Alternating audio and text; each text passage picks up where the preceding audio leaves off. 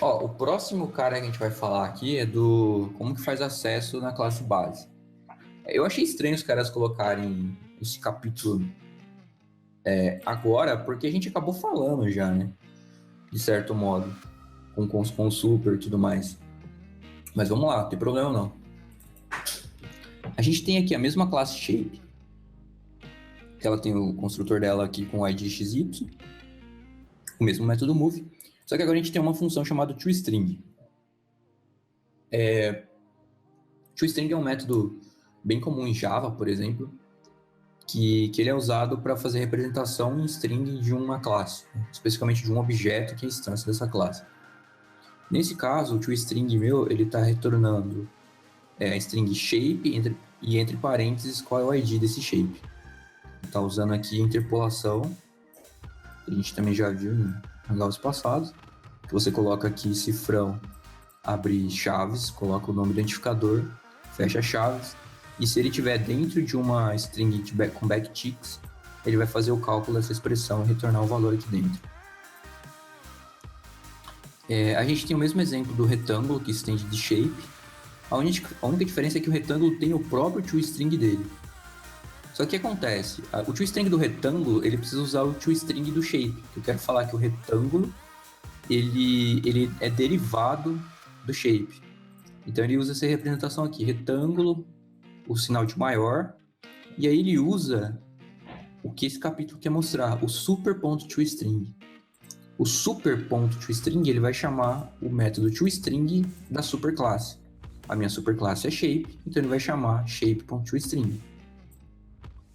Então aqui a gente espera que ele faça retângulo, maior, e aqui ele vai fazer shape e o nome do ID.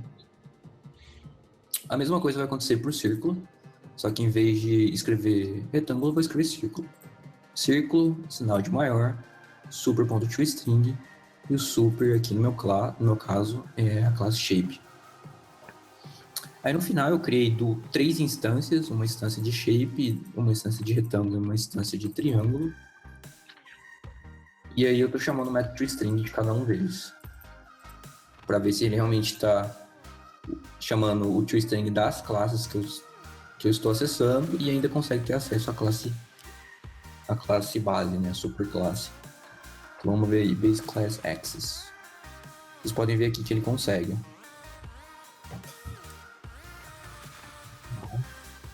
Se eu definir, vamos pensar num exemplo aqui para não ficar só falando, né? Se eu quiser criar uma classe square, tipo aqui square extends shape, vou ter um constructor, porque eu só preciso de x, o lado, vou chamar de site. Eu vou falar que esses pontos, deixa eu chamar, em vez de eu ter atributos aqui, eu vou chamar o meu construtor a classe de retângulo. Eu tenho XY aqui, vou passar XY também. E isso aqui são qual é a posição que ele está no plano, e isso aqui qual é o comprimento e largura dele. Então a posição que ele está no plano é XY mesmo, só que no caso do quadrado eu só preciso passar um lado, né? Porque ele é igual. Os dois lados. Aí eu vou chamar retângulo. Vamos criar um método toString. Return. Vamos usar backticks aqui, né? Porque a gente já está acostumado. E aqui eu vou fazer a interpolação de strings chamando super string. E aí, será que vai funcionar? Funcionar, né? Vamos ver. Vamos ver. Aqui, eu vou chamar de square. Eu preciso passar 4 argumentos. Vamos passar aqui 5.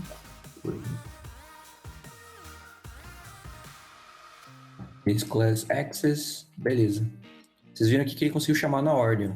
O square chamou o toString do retângulo, o toString do retângulo chamou o toString do shape.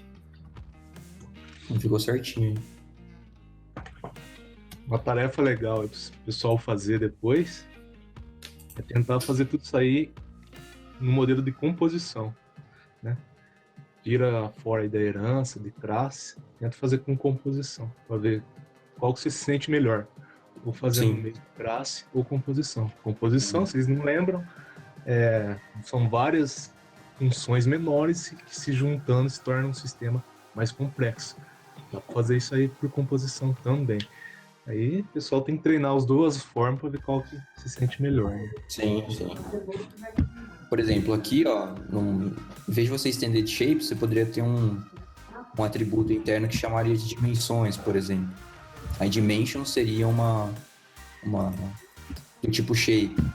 E para você manipular aqui internamente, você poderia manipular esse atributo interno dimensions, em vez de você usar extends.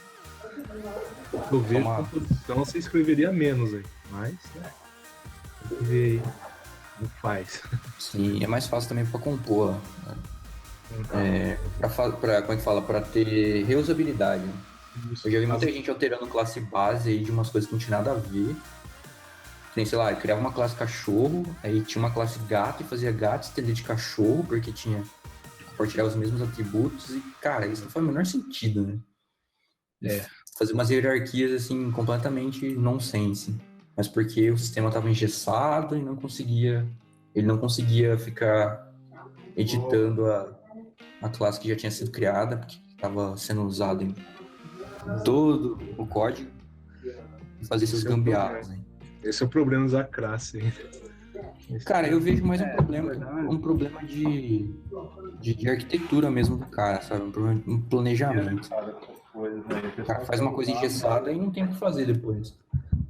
Se for usar classe, tem que pensar muito, né, à frente, né, cara? Você tem que pensar muito com cuidado. A composição você já pode ficar mais livre, eu acho.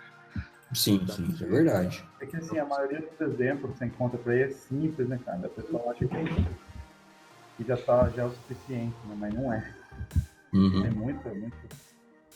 Ixi, eu começo a fazer uns exemplos lá no trabalho, por exemplo. Exemplos não, né? Os códigos. Começa a criar umas classes, você vai precisar de coisas muito mais complexas. Você já começa a ter que usar genéricos, você já tem que criar classes básicas, interfaces, classes abstratas. E aí você vê que já vai aumentando a complexidade de uma maneira muito rápida. Então tem que saber gerenciar muito bem isso. Começa a virar uma coisa gigantesca que você tem que entender tudo que está acontecendo, né? Exato. Doido, né? Mas é uma outra conversa. Muito bem. Para aí usar uns exemplos, a gente criou um rapidão aqui só para ver se está funcionando mesmo. Temos aí o shape, o retângulo, o círculo e o quadrado.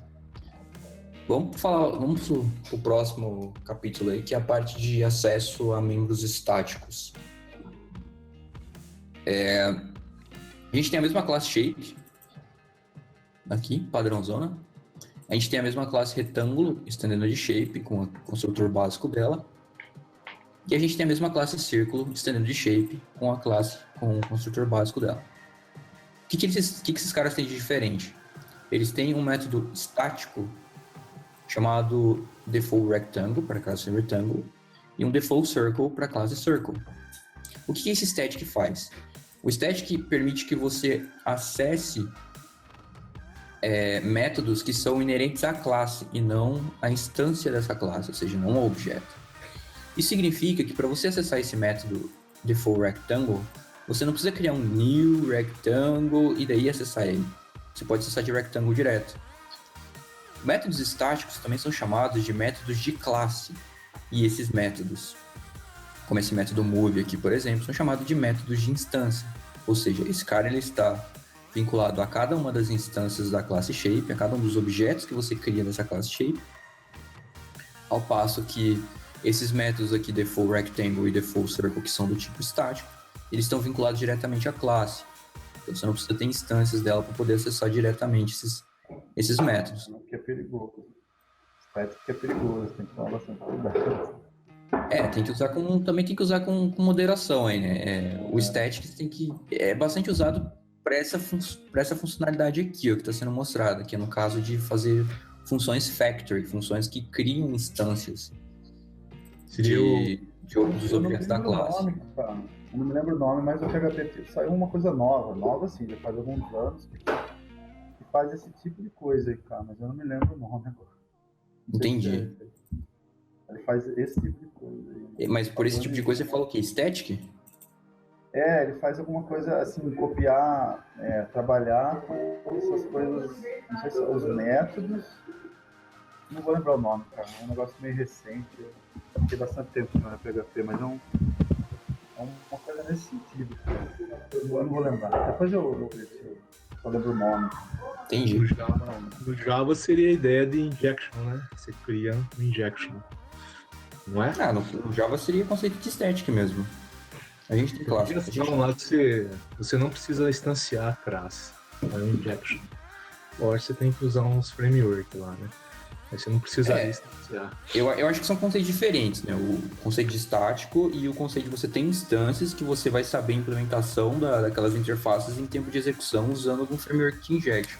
Aí você tem vários tipos de injection via atributos, via construtor, via método setter. Só que o static ainda é bastante usado. E eu acho que uma das finalidades mais legais dele é funções construtoras mesmo. No Java também tem static, né? Tem. Esqueci, Tem static, sim. Tem também. Então vamos ver a utilização desses caras aqui, né? Então a gente vai pegar uma instância desse def rectangle usando o rectangle.default rectangle. Como é um método estático, eu acesso direto com o rectangle e eu não uso o new. Isso aqui seria para fazer acesso a um método de instância. Isso aqui é um método de classe. Eu faço a mesma coisa para o circle. Eu chamo default circle e atribuo para o def circle. E no final, eu imprimo, né? Eu logo essas informações no console. Então, vamos aqui, static members. Vocês podem ver aqui que eu tenho meu rectangle default e eu tenho meu circle default. Achei mais interessante assim. Criar ações estáticas. É interessante. Pra criar legal. É legal. Geralmente o pessoal chama essas funções de make, sabe?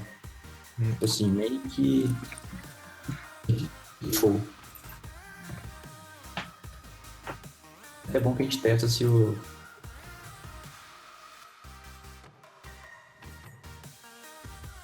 Aqui, ó. Vocês podem ver que o carinha tá... como é que fala? Meu terminal, os caras estão detectando alteração toda hora. 11h37, um minuto atrás. Acabei de fazer uma alteração, ele já escreveu aqui no bundle.js. Aí no bundle.js ele reconheceu que teve uma alteração aqui no servidor, já deu um live reload. E aí eu consigo vir aqui no static members e ver que realmente funcionou aqui, ó, o meu make default. Para saber se realmente funcionou, posso usar aqui rect default como nome, circle default aqui. Já deu um live reload. Ele já mudou os identificadores também. É bem interessante trabalhar assim, cara. Você faz alteração, já vê ela refletida já. Precisa ficar recarregando. Ganha tempo, né? É bom exemplo esse do live server que o Ângelo trouxe na última aula. Fazia tempo que eu não usava ele. Eu usava o Webpack mesmo pra fazer o hot reload das coisas. Eu falei, cara, vou colocar o Webpack aqui porque eu acho que é tentar matar uma formiga com um canhão, né? Beleza. Tranquilo então, de métodos default aí? Métodos estáticos, desculpa. Tranquilão. Então vamos pro getter setter. Getter setter, se não me engano, é a cereja do bolo aqui. Acho que pra fechar agora. O getter e setter são as funções de acesso aos atributos internos de uma classe. Elas interceptam as alterações e as leituras que você tenta fazer em cima dos atributos dessa classe. Então, por exemplo, quando eu tenho uma classe rectangle que tem o width e o height, Eu tenho a largura e tenho a altura. Eu tenho get e set para cada um desses caras. O set, nesse caso, o set do width, ele está atribuindo para o atributo width que está recebendo. O get do width faz o retorno do atributo interno. O high faz a mesma coisa, só que com o atributo high. E aí, por final, eu tenho uma função nova que chama área. Essa função área, ela é um getter e ela depende dos dois atributos internos, do width e do high. É um atributo computado aqui, né? Ele usa essas duas informações internas, multiplica elas e retorna. Esse valor retornado corresponde ao valor da área do retângulo. Para fazer o acesso desse cara é muito simples. Eu faço rect.width, rect.high e rect.area, no caso, para ficar pegando todos para fazer a chamada dessas funções aqui internas. Vocês devem achar aparentemente estranho, né? Eu tô fazendo rect.area aqui sem usar isso. Porque esse cara é realmente é como se fosse um atributo. Isso aqui é um atributo computado. Então, internamente, ele está acessando esse getter e fazendo esse cálculo aqui. Então, vamos ver aqui, ó, funcionando o getter setter. Então, eu tenho um retângulo de 50 por 20. Ele tem 50 de largura e 20 de altura. E 20 vezes 50, 1000, que é a área dele. Vamos supor aqui, por exemplo, que esse setter, só para ver se está funcionando mesmo, eu posso falar aqui que eu quero fazer meu rect.width igual a... Vamos pensar, vamos colocar só 10. Vou recarregar aqui. Beleza, o width dele é 10 e o high é 20. Vamos supor aqui que todos os widths que eu for setar, eu quero ser malandro e quero dividir por 2. Só para ver se esse width realmente está sendo chamado aqui. Então, apesar de eu estar passando 10, o meu width é para ficar 5. Então ele realmente, quando eu faço ponto width, ele está chamando esse set aqui, ó. Só para comprovar isso, tá?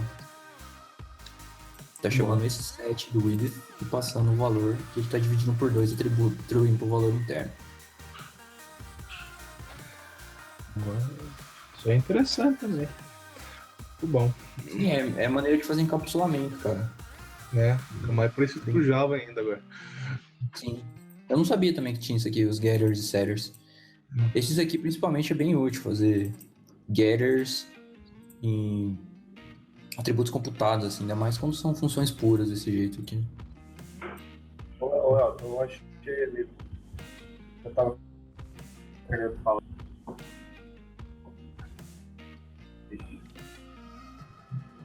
Oi? Acho que cortou o áudio, Ângelo. Tá cortando o áudio dele. Voltou? Voltou. Não, eu achei ali o que eu estava querendo te falar aquela hora, é traits, que foi implementado no PHP lá. Trace? Você mandou no grupo? Ele não tem essa múltipla, né? Ah, entendi. Não, mas eu mando ali. Mas basicamente ele é um mecanismo para reutilização de código, porque no PHP que tem essa herança simples, né? Entendi. Aí você usa trace. Não sei se é semelhante a isso, mas dá uma olhada. Tá nesse exemplo que você mandou mesmo? Não, acho que é outra coisa que mandou. Isso é de herança lá mesmo, né? Ele não mandou nada, né? Agora ele mandou. Tá falando sobre herança que tem. Ah, traits. A internet tá ruim aqui. Sim, traits. Isso, Cara, esse traits existe também. É semelhante ao que a gente tava falando. Olha, se eu não me engano, traits é equivalente a mixing. Não tinha, cara. Acho que sim. Outro cara que tem traits também, Ângelo, é Scala. Tá até falando mixing ali mesmo. Você falou. É porque o PHP não tinha isso aí, né, cara? Na última linha. Enrance and mixes. Sim. Na verdade, é uma maneira mais inteligente de evitar fazer ter herança múltipla e mixins. É, bem lembrado. Tá aí os traits da vida. Quando eu vi isso daqui em escala, eu achei animal também. Consegui ter esses traits aqui e utilizar eles. Inclusive, você faz lá em escala, se não me engano, extends, aí tem... Você pode estender vários traits aqui. Bem bacana mesmo.